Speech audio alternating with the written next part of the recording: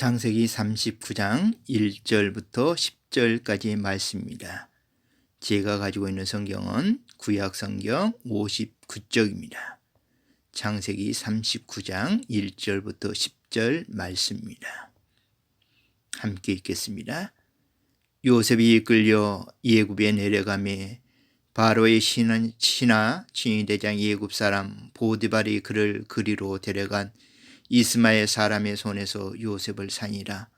여호와께서 요셉과 함께 하심으로 그가 형통한 자가 되어 그의 주인 예굽 사람의 집에 있으니 그의 주인 여호와께서 그와 함께 하심을 보며 또 여호와께서 그의 범사에 형통하게 하심을 보았더라. 요셉이 그의 주인에게 은혜를 입어 섬기매 그가 요셉을 가정 총무로 삼고 자기의 소유를 다 그의 손에 위탁하니 그가 요셉에게 자기의 집과 그의 모든 소유물을 주관하게 한 때부터 여호와께서 요셉을 위하여 그 예굽 사람의 집에 복을 내리심으로 여호와의 복이 그의 집과 밭에 있는 모든 소유에 미친지라. 주인이 그의 소유를 다 요셉의 손에 위탁하고 자기가 먹는 음식 외에는 간섭하지 아니하였더라. 요셉은 용모가 뛰어나고 아름다웠더라. 그 후에 그의 주인의 아내가 요셉에게 눈짓하다가 동침하기를 청하니 요셉이 거절하며 자기 주인의 아내에게 이르되 내 주인이 집안의 모든 소유를 간섭하지 아니하고 다 내 손에 위탁하였으니 이 집에는 나보다 큰 이가 없으며 주인이 아무것도 내게 금하지 아니하였어도 금한 것은 당신뿐이니 당신은 그의 아내임이라. 그런즉 내가 어찌 이 큰 악을 행하여 하나님께 죄를 지으리까? 여인이 날마다 요셉이가 청하였으나 요셉이 듣지 아니하여 동침하지 아니할 뿐더러 함께 있지도 아니하니라. 아멘. 요셉이 아버지의 심부름을 하기 위해 세겜에 갔습니다. 그러나 그곳에는 형들하고 양들은 다른 곳으로 이동하고 없었습니다. 지나간 사람에게 물어 형제들과 양이 도난으로 간 것을 안 요셉은 도단에 이르게 되었습니다. 형제들은 요셉이 오는 것을 보자 하나님의 계획을 무산시킬 계획을 그렇게 꾸민 것입니다. 그들이 말을 합니다. 꿈꾸는 자가 오는도다. 그를 죽이면 그의 꿈이 어떻게 되는지를 우리가 볼 것이라고 말한 것입니다. 너무도 악한 말입니다. 하나님은 이스라엘 구원할 계획을 세우시고 꿈을 요셉에게 보여주신 것입니다. 그런데 야곱의 자녀들은 하나님의 계획에 반하여 요셉을 죽일 계획을 세운 것입니다. 큰형 누벤에 의해 요셉은 죽음 대신 채색옷이 벗겨진 채로 구덩이에 던져지게 되었으며 미디안 상인들에게 은 20에 팔려가게 되었습니다. 형제들은 야곱을 속이기 위해 순념소를 죽여 피를 채색옷에 묻혀 요셉이 악한 짐승들에게 병고를 당한 것으로 가장했습니다.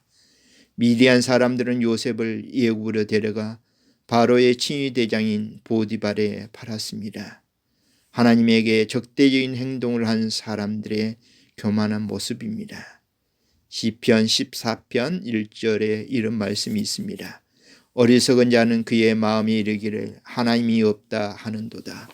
그들은 부패하고 그 행실이 가증하니 선을 행하는 자가 없도다. 형제들의 모습은 어리석은 자들의 모습입니다. 그들의 마음에는 선한 것이 하나도 없었습니다. 하나님의 뜻이 없었습니다. 더더욱 그들은 불의로 진리를 막는 경건하지 못한 모습을 보이고 있습니다. 2절에서 3절 말씀입니다. 여호와께서 요셉과 함께 하심으로 그가 형통한 자가 되어 그의 주인 애굽 사람의 집에 있으니 그의 주인이 여호와께서 그와 함께 하심을 보며 또 여호와께서 그의 범사에 형통하게 하심을 보았도다. 하나님께서는 요셉을 형통하게 하셨다는 말씀입니다. 형들에게 팔린 요셉은 13년이라는 노예의 생활을 시작하게 되었습니다. 요셉이 종위에 오른 30살까지 노예로서 보디발의 집에서 감옥에서 기나긴 시간을 보내게 됩니다. 미디안 상인들에게 팔리기 전까지 요셉은 채색 옷을 입은 사람입니다. 가정에서도 일을 한 사람이 아닙니다.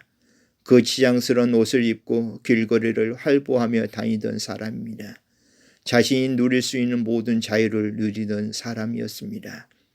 그런데 요셉이 꿈을 꾼 이후에 그에게 찾아온 것은 자유가 아니라 자유가 박탈되는 노예의 신분이 되었습니다.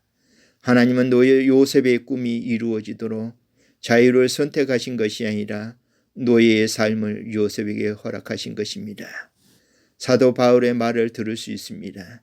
빌립보서 1장 12절입니다. 네가 당한 일이 도리어 복음 전파의 진정이 된 줄을 너희가 알기를 원하노라. 사도 바울은 복음을 전하다가 빌립보 감옥에 갇힌 신세가 되었습니다. 그는 자신의 상황을 원망하는 것이 아니라 감옥에 갇힌 것이 도리어 진보가 되어서 복음이 모든 사람들에게 전하게 됐다라고 그렇게 말하고 있습니다. 이것이 하나님의 신비입니다. 하나님의 사명자에게는 감옥에 갇혀 있어도 갇혀 있는 것이 아닙니다. 도리어 하나님의 섭리의 진보가 될 수 있는 그런 모습입니다. 노예 13년 동안 요셉을 말할 때 형통이란 말입니다. 상식적으로 생각하면 노예는 속박받는 사람입니다. 자유가 없는 생입니다. 그런데 성경은 요셉을 형통케 하셨다라고 하십니다. 인간의 시각에서 형통이 아니라 하나님의 시각에서 형통을 말해주고 있습니다. 하나님께서 요셉과 함께 하셨다는 것은 요셉의 생활이 예배하는 삶이었다는 것입니다. 본문을 비롯하여 요셉과 관련된 말씀에서는 요셉이 제사를 했다는 말은 없습니다. 그렇지만 보디발의 여호와께서 요셉과 함께 하심을 보았다라고 말하고 있습니다. 이런 말의 의미로 보았을 때 요셉은 경건한 생활과 하나님께 예배하는 그런 구별된 생활을 했음을 우리는 볼 수 있습니다. 다니엘은 고도 예루살렘을 향하여 예배하는 생활, 기도하는 삶을 살았을 때 이로 인해 사자굴에 갇히게 되었습니다. 이때 왕은 이런 말을 합니다. 살아계신 하나님의 종 다니엘아, 네가 항상 섬기는 네 하나님이 사자들에게서 능히 너를 구원하셨느니라. 여러분, 바사의 왕이 다니엘과 함께하는 그런 하나님을 인정하고 있는 것을 보게 됩니다. 요셉의 생활, 하나님께 기도하고 예배하는 생활을 통해 하나님과 함께하고 하나님 요셉을 형통케 하신 것을 보았다는 것입니다. 낭중지추라는 그런 사자성어가 있습니다. 이 말의 뜻은 원래 주머니 속에 든 송곳은 끝이 뾰족하여 곧 뚫고 나오는 것과 같이 인재는 대중 속에 끼어 있어도 이내 그 재능이 드러난다는 말입니다. 하나님께서 함께 하신 사람들은 사람들의 눈에 띄게 되어 있습니다. 마찬가지로 요셉은 주인의 눈에 띄게 되었습니다. 진실되게 하나님을 섬기는 사람은 자신이 아무리 숨기려고 해도 사람의 눈에 띄게 된 것입니다. 또한 요셉은 어떤 사람입니까? 요셉은 복의 사람입니다. 보디발은 하나님이 요셉과 함께하는 것을 보고 요셉을 가정총무로 삼았습니다. 5절 말씀입니다. 그가 요셉에게 자기의 집과 그의 모든 소유물을 주관하게 한 때부터 여호와께서 요셉을 위하여 그 애굽 사람의 집에 복을 내리심으로 여호와의 복이 그의 집과 밭에 있는 모든 소유에 미치니라. 여러분, 요셉으로 인하여 보디발의 집에 복이 내렸다라고 말하고 있습니다. 그렇습니다. 믿는 사람으로 인해서 복이 주변에까지 영향력 있게 내리는 것입니다. 엘리야가 사르밧 과부의 집에 머물 때 과부의 집에는 먹을 것과 기름이 멈추지 않았다고 말하고 있습니다. 기독교인들의 바람이 있다고 하면 요셉과 같은 사람일 것입니다. 요셉처럼 내가 있는 곳이 나로 인해 복을 받는 것입니다. 잘 때는 복이 생기는 것입니다. 우리는 이것을 위해 기도해야 합니다. 네가 소속된 회사와 단체를 위해 기도해야 합니다. 그럴 때 하나님께서 영광을 받으시고 나도 잘 때는 보고 나도 잘 되고 회사도 잘 되고 주변이 잘 되는 그러한 복을 허락해 주실 것입니다. 또 요셉은 어떠한 사람입니까? 요셉은 유혹을 물리치는 그러한 사람입니다. 시대장 보디발의 부인이 요셉을 유혹했을 때 요셉이 예굽으로 팔려온 지 10년 정도라고 합니다. 27살의 청년입니다. 건강미가 넘칠 때입니다. 본문에서는 요셉은 용모가 빼어나고 아름다웠다라고 말하고 있습니다. 다른 말로 하면 요셉은 외모가 아름답고 얼굴이 잘생긴 사람이었습니다. 잘생긴 남자들을 가르쳐 조각 얼굴이라고 말합니다. 달력이 있고 잘생긴 꽃미남 요셉이라 할 수 있습니다. 보디발의 부인 요셉에게 빠져버린 것입니다. 보디발의 부인이 요셉을 유혹한 것입니다. 간혹 나의 장점이 나를 시험하는 도구로 사용될 수 있습니다. 다른 사람들은 나를 칭찬하는 것이 장점인 동시에 단점으로 사용될 수 있습니다. 7절입니다. 그의 주인의 아내가 요셉에게 눈짓하다가 동침하기를 청하니 너무나 당황스러운 요구를 하는 것입니다. 이런 유혹 앞에 두 가지의 선택의 길이 있을 것입니다. 유혹에 넘어가는 것입니다. 잠시의 쾌락은 누릴 수 있지만 결국은 발각되게 되고 파멸될 수밖에 없는 그러한 길입니다. 유혹을 이겨내는 것입니다. 지금 모함을 받을 수 있지만 결국엔 승리하는 길입니다. 보디발의 부인의 유혹 앞에 요셉의 보인 반응입니다. 8절에서 9절입니다. 요셉이 거절하며 자기 주인의 아내에게 이르되 내 주인이 집안의 모든 소유를 간섭하지 아니하고 다 내 손에 위탁하였으니 이 집에는 나보다 큰 이가 없으며 주인이 아무것도 내게 금하지 아니하였어도 금한 것은 당신뿐이니 당신은 그의 아내임이라. 그런즉 내가 어찌 이 큰 악을 행하여 하나님께 죄를 지으리이까. 성도들은 죄의 유혹 앞에 단호해야 합니다. 우물쭈물하다가는 죄의 포로가 되기 쉽습니다. 예수님도 사탄의 유혹 앞에 단호한 모습을 보였습니다. 사탄에게 시험 받았을 때 사탄아 물러가라. 베드로의 말 앞에 주님은 이런 말씀하십니다. 사탄아 내 뒤로 물러가라. 너는 나를 넘어지게 하는 자로다. 죄가 나를 유혹할 때 단호해야 합니다. 단호하게 사탄아 물러가라고 명령해야 합니다. 야고보서 4장 7절입니다.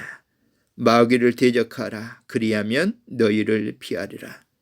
8절에서 요셉은 보디발의 부인의 유혹을 단호하게 거절했습니다.